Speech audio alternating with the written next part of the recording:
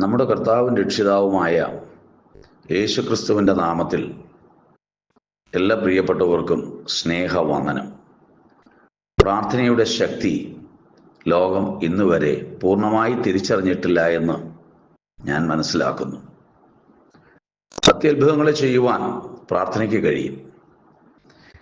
ഭൂമിയിൽ എല്ലായിടത്തും സ്വാധീനമുണ്ടാക്കുവാൻ പ്രാർത്ഥിക്കുന്ന ഒരു വ്യക്തിക്ക് കഴിയും.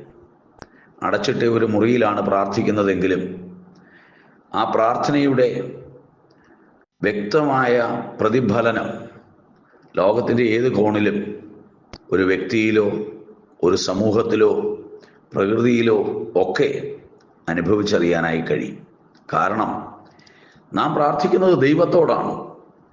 പ്രാർത്ഥന കേൾക്കുന്ന ദൈവം അവിടെ നിന്ന് എവിടെയാണോ വിടുതൽ ആവശ്യമുള്ളത് അവിടേക്ക് മറുപടി അയക്കും. ഇന്നത് ചിന്തിച്ചാൽ മനസ്സിലാക്കാനൊരു ബുദ്ധിമുട്ടുമില്ല.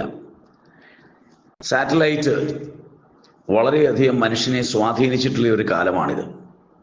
നമ്മളുടെ കയ്യിലിരിക്കുന്ന മൊബൈൽ ഫോണുകളിലൂടെ നാം പറയുന്ന വാക്കുകളും നാം സംസാരിക്കുമ്പോൾ അതിൽ ഒപ്പിയെടുക്കുന്ന വീഡിയോയും സാറ്റലൈറ്റിൽ ചെന്നിട്ട് അവിടെ നിന്നാണ് മറ്റൊരിടത്തേക്ക് അത് പകർത്തപ്പെടുന്നത്. സെക്കൻഡുകൾക്കുള്ളിൽ നാം പറയുന്ന വാക്കുകളും നമ്മളുടെ ചിത്രങ്ങളും ലോകത്തിൻ്റെ മറ്റൊരു ഭാഗത്ത് എത്തുമെങ്കിൽ നാം പ്രാർത്ഥിക്കുന്നത് ദൈവത്തോടാണ്.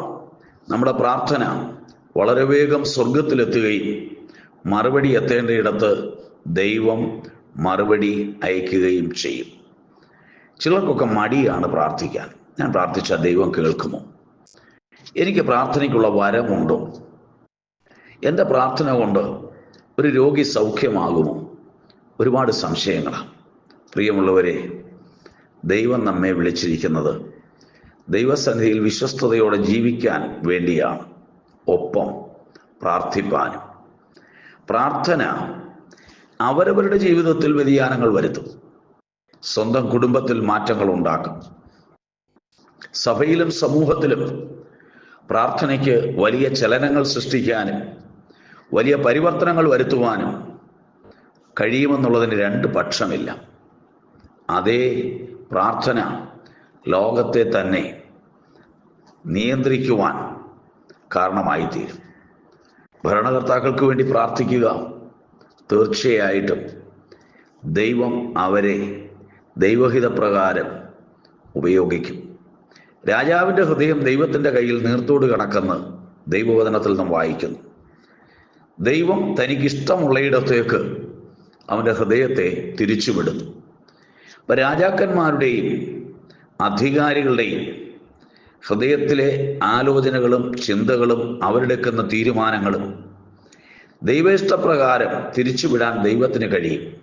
അങ്ങനെയെങ്കിൽ അധികാരസ്ഥാനങ്ങളിലും ഭരണതലങ്ങളിലും പ്രാർത്ഥന കൊണ്ട് മാറ്റങ്ങൾ വരുത്തുവാൻ കഴിയും. പ്രകൃതിയെ നിയന്ത്രിക്കുവാൻ പ്രാർത്ഥനയ്ക്ക് കഴിയും. തീർച്ചയായിട്ടും യോശുവയുടെ പ്രാർത്ഥനയിൽ സൗരയൂഥം 23 മണിക്കൂറും 40 മിനിറ്റും നിശ്ചലമായി എങ്കിൽ നമ്മുടെ പ്രാർത്ഥനയ്ക്കും പ്രകൃതിയെ നിയന്ത്രിപ്പാനായി കഴിയും. പ്രാർത്ഥനയ്ക്ക് ഉയർന്നു നിൽക്കുന്ന ശത്രു ഉയർത്തിയിരിക്കുന്ന കോട്ടകളെ തകർക്കാൻ കഴിയും. എരിഹോവിൻ്റെ കോട്ട അനുസരണത്തോടു കൂടെയുള്ള ദൈവജനത്തിൻ്റെ നടപ്പിനാൽ തകർന്നു വീണതായി നമുക്ക് കാണുവാൻ കഴിയുന്നു. പ്രാർത്ഥിക്കുന്നവൻ പൂർണ്ണ മനസ്സോടെ പ്രാർത്ഥിക്കണം, പൂർണ്ണ വിശ്വാസത്തോടെ പ്രാർത്ഥിക്കണം. മാത്രം പോരാ, പൂർണ്ണ വിശുദ്ധിയോടെ ജീവിക്കുന്നവനായിരിക്കണം. നിഷ്കളങ്ക ഹൃദയത്തോടെ ദൈവസന്നിധിയിൽ നിലകൊള്ളുന്ന ഒരു വ്യക്തിയായിരിക്കണം. ഏത് രോഗിക്ക് വേണ്ടി പ്രാർത്ഥിച്ചാലും ദൈവത്തിന് പ്രവർത്തിപ്പാൻ കഴിയും. പക്ഷെ ദൈവഹിതത്തിന് ഒരു പ്രത്യേകതയുണ്ട്. എന്നും എല്ലാവരെയും ചിരഞ്ജീവികളായി ദൈവം ആക്കുന്നില്ല. എങ്കിലും ചില പ്രത്യേക സാഹചര്യങ്ങളിൽ ദൈവം അത്ഭുതങ്ങളെ പ്രവർത്തിക്കും. മത്തായി സുവിശേഷത്തിൽ നാം വായിക്കുന്ന ഒരു പ്രത്യേക സംഭവമുണ്ട്. യേശു മലമേൽ കയറിയിരുന്നു. വലിയ പുരുഷാർ അവൻ്റെ അടുക്കലേക്ക് വന്നു.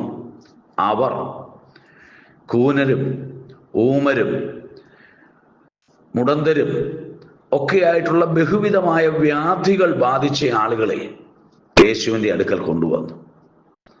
അവൻ്റെ കാൽക്കൽ വെച്ചെന്നാണ്. ഇനി ഞങ്ങളെ കൊണ്ട് ഇതിന് പരിഹാരമില്ല, അങ്ങയ്ക്ക് മാത്രമേ ഇത് കഴിയൂ, അങ്ങ് ഇതിന് പരിഹാരം തരണം. അവൻ്റെ കാൽക്കൽ വെച്ചു. ആ പദത്തിന് വളരെ അർത്ഥവ്യാപ്തിയുണ്ട്. അവരെ എല്ലാവരെയും യേശു സൗഖ്യമാക്കി എന്ന് അവിടെ എഴുതിയിട്ടുണ്ട്. അപ്പോൾ പൂർണ്ണ മനസ്സോടെ, പൂർണ്ണ ഹൃദയത്തോടെ, പൂർണ്ണ വിശ്വാസത്തോടെ ദൈവത്തിൻ്റെ അടുക്കിലേക്ക് വന്നാൽ തീർച്ചയായിട്ടും ദൈവം പ്രാർത്ഥനയ്ക്ക് മറുപടി തരും.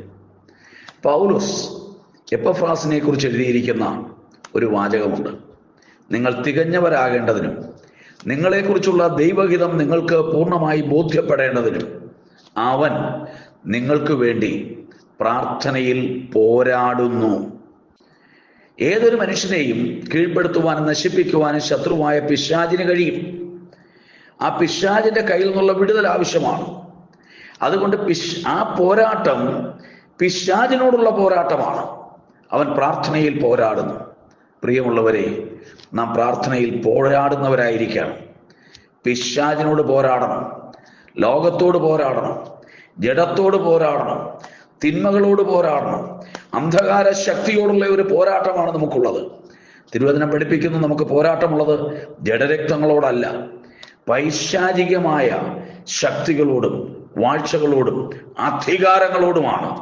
അതുകൊണ്ട് വ്യക്തികൾ വിടുതൽ പ്രാപിക്കേണ്ടതിന് നാം ഫോക്കസ് ചെയ്യുന്ന ആളുകളാണെങ്കിലും നമ്മുടെ പോരാട്ടം പിശാചിനോടാണ്.